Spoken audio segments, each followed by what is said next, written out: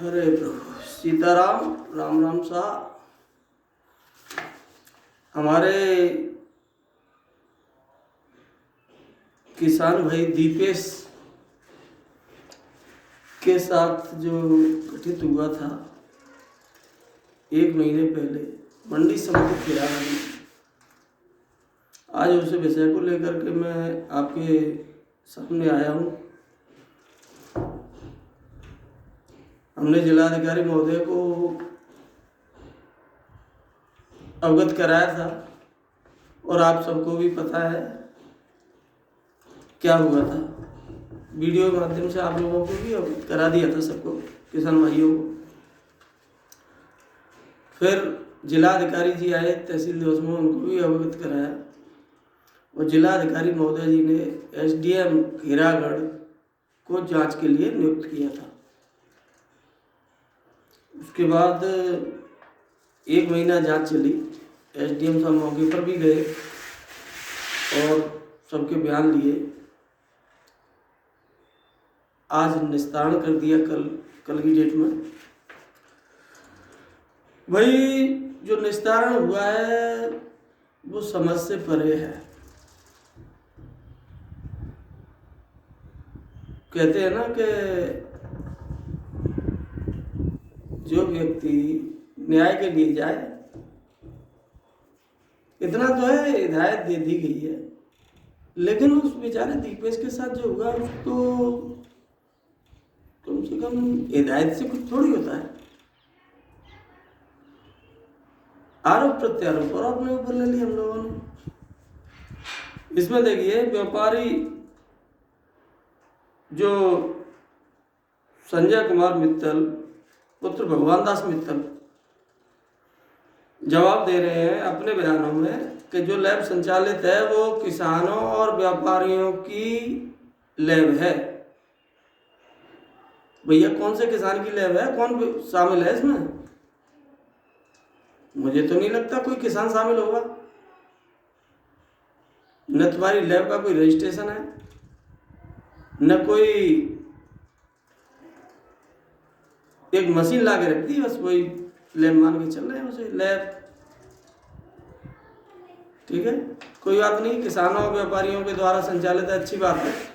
SDM साहब ने आपको भी हिदायत दे दी है कि आप इसका रजिस्ट्रेशन करा लें और जहाँ से प्रमाणित होती है वहाँ से प्रमाणीकरण का सर्टिफिकेट ले आए। अच्छी बात है। और अन्य जगनेर में, किरावली में, सब जगह चल रही हैं, वो ऐसे ही चल रही हैं। अगर किसान आपसे कराना चाहे तो वो सबसे करा सकता है, स्वतंत्र है, कोई दिक्कत नहीं है। लेकिन विधिवत जो तरीका होता है वो रजिस्ट्रेशन का होता है, प्रमाणीकरण का होता है। जो दीपेश के साथ हुआ, हम तो कह रहे हैं दीपेश के साथ जो हुआ वो गलत हुआ। अब प्रशासन के अधिकारी हैं, ये क्या है, इनको ये जो करते हैं वो सही है?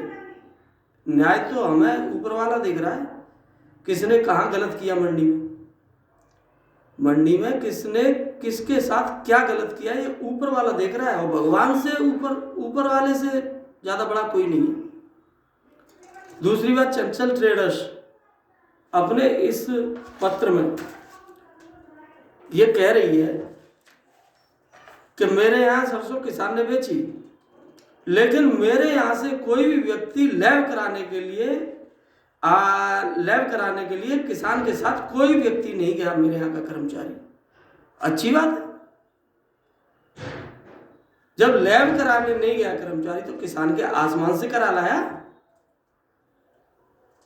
अच्छी बात, बढ़िया है, अच्छी बात है। तुमने लैब के माध्यम से नहीं करी थी, अच्छी बात है। वो तो वैसे ही आसमान से वैसे ही करा लाया, क्योंकि उसे आरोप प्रत्यारोप तुम लोगों के ऊपर लगाने थे, मंडी सचिव के ऊपर, मंडी उनके ऊपर।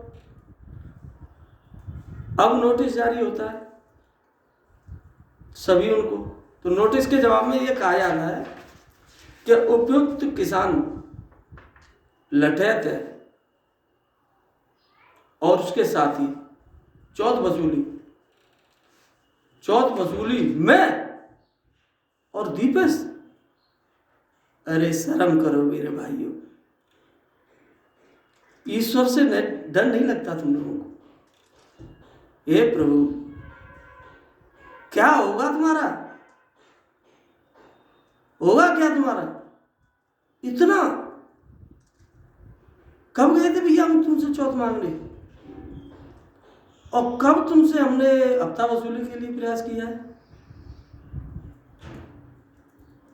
मौत भी नसीब नहीं होगी, मौत भी किसान के पसीने की कमाई को इस तरीके से मतलब वो किया है तुम लोगों ने। और चाहे वो अधिकारी हो, चाहे वो व्यापारी हो, चाहे वो लैब संचालक हो, उस दिन जो हुआ था वो किसान के साथ गलत हुआ था।